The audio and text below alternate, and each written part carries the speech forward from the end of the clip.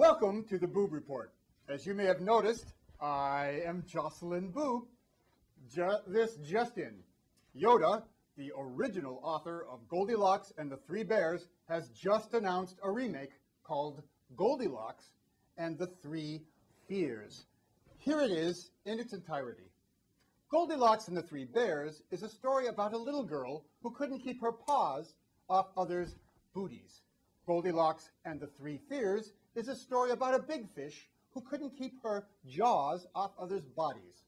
Goldilocks' full name was Goldilocks Jaws, but she was also known as Goldilocks Jaws, named after the biggest dinosaur shark of her time.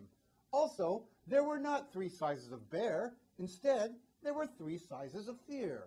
The three sizes of fear were in the thoughts of three little fish, one size for each little fish. Everything else about the three little fish was identical except for the size of their fear and their name. The names of the three little fish were Pollyanna fish, 20/20 fish, and paranoia fish. As we know, in nature as in business, the big fish eats the little fish. Which little fish was eaten and which got away? This story takes place a long, long time ago, before there were bears and almost before there were fears. This story is about three new species that were exactly the same as the old species, except for the size of their fear. All the Pollyanna fish underestimated threats. When Goldilocks appeared over the horizon, the Pollyanna fish didn't swim away to safety. The Pollyanna fish thought Miss Jaws was too small to be a threat. The 20/20 fish had 20/20 vision. The 20/20 fish could tell exactly how big Goldilocks was, but the 20/20 fish had a big problem estimating speed. The 20/20 fish thought they could beat Goldilocks Jaws to safety by swimming 9 miles an hour, but Miss Jaws could swim 10 miles per hour. The last species, the paranoia fish, exaggerated fears and escaped, while the other two fish were eaten. In the illustration, the paranoia fish exaggerated fear, and it's pictured as the exaggerated big fish. In the thoughts of the paranoia fish, the exaggerated big fish is an example of a big lie. The underestimation of the big fish by the Pollyanna fish is an example of a little lie.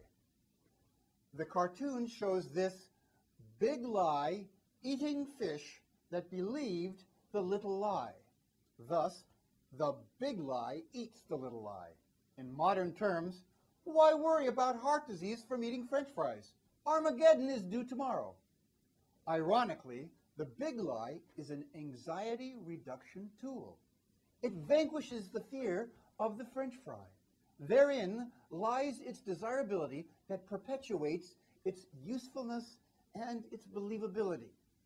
The human habit of exaggerating fears evolved from the little fish, specifically the paranoia fish. But life is rarely as simple as one threat. Life presents multiple threats at the same time. How would the little fish react to a second big fish, not a distant threat like the first big fish, but a big fish threateningly close and requiring immediate action? The two threats would have to be triaged, and the bigger threat would have to be focused on.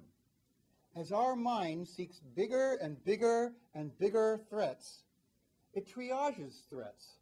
The anxiety of lesser fears are relieved. How can this natural human tendency be used to manipulate us? We are vulnerable to extortion for protection money.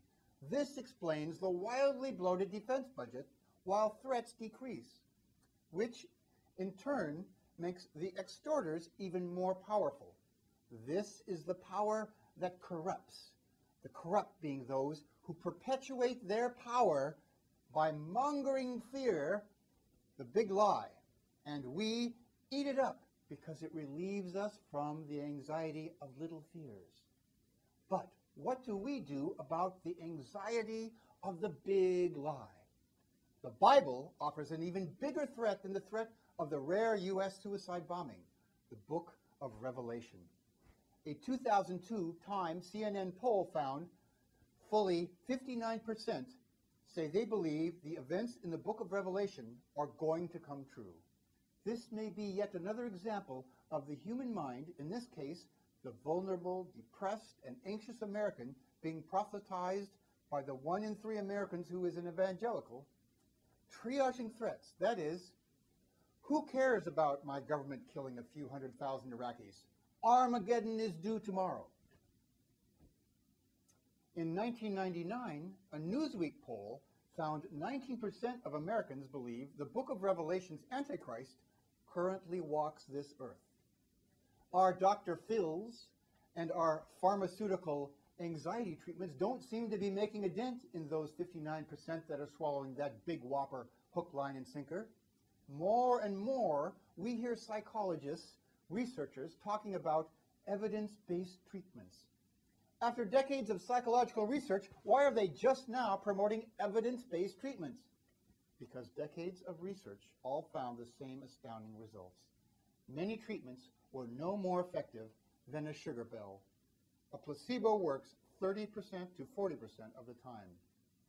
Highly acclaimed faith-based anxiety treatments don't beat sugar pills either. Belief in these false treatments is extreme. Wars have been fought, real wars. But now that research has found evidence-based treatments, will future wars be prevented? Evidence-based treatments often refers to cognitive behavioral techniques, also known as CBT.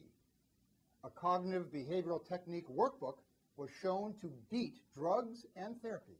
In other words, sitting alone at a desk with nothing more than a workbook, a typical anxious person is more likely to be cured, more likely than drugs, more likely than talk therapy, more likely than faith-based treatments. Anxious people can be helped, but what if they don't want to admit to being anxious in the first place? A recent National Institute of Health, NIMH.nih.gov study found this problem to be true of 89% of anxious men.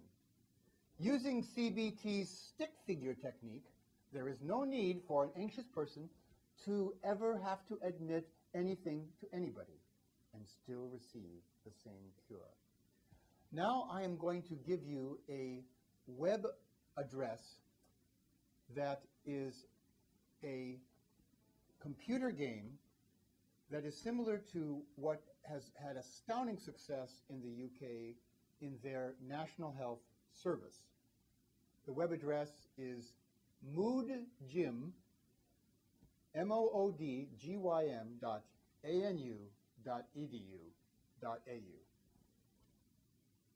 And now, a word from our sponsor.